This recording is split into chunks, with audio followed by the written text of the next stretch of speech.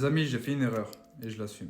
Comme vous l'avez vu, j'avais présenté un nouveau perroquet à la maison, pensant qu'il deviendrait copain avec Luna. Mais en réalité, les amis, ça ne s'est pas du tout passé comme prévu et je vais vous expliquer pourquoi. Dès qu'on s'approchait de lui, à moins d'1 mètre, il criait.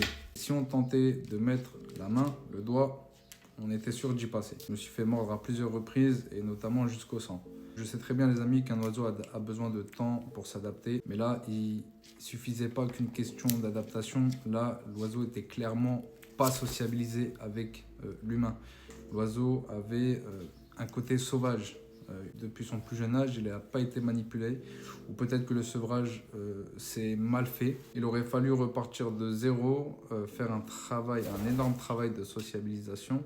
Et je vous cache pas les amis qu'à ce moment-là, c'est pas du tout ce que je recherchais. Même si je m'y connais pas mal sur les oiseaux, on en apprend tous les jours. Luna qui fait la faux folle là.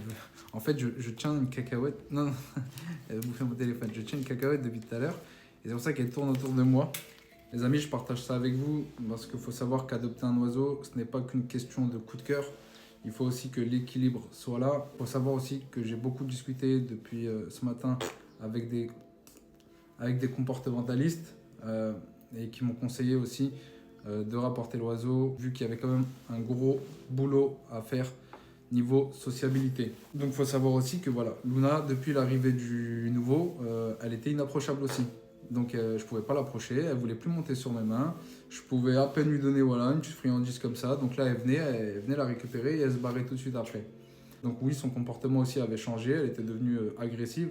Un comportement qu'elle avait jamais eu avec moi. Hein. Donc c'est la première fois que je la vois comme ça et c'est vrai que ça m'avait pas mal saoulé. Je sais que les oiseaux sont grégaires, notamment ces espèces-là. Je sais qu'ils ont besoin de vivre en communauté ou au moins avec un congénère minimum. Après, ça peut ne pas plaire, ce que je vais dire, mais j'ai comme cette impression, c'est bizarre, que Luna veut peut-être être seule sans congénère. Les gars, c'est pas moi. Hein. Je vous jure, les gars, je fais du mieux que je peux. Pour son bien-être, je fais du mieux que je peux. Si vous l'avez vu, si vous l'avez remarqué, j'ai construit une volière extérieure, elle est énorme. Un congénère, pourquoi pas, mais sinon, la seule solution, c'est que je prenne bébé. Voilà. Ou peut-être que Luna elle restera sans congénère, je sais pas les gars. Je sais pas.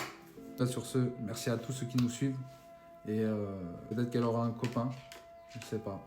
S'il y en a un parmi vous qui a peut-être une portée, qui arrive ou quoi, tenez-nous au courant, on ne sait jamais. Voilà. Voilà, merci à tous.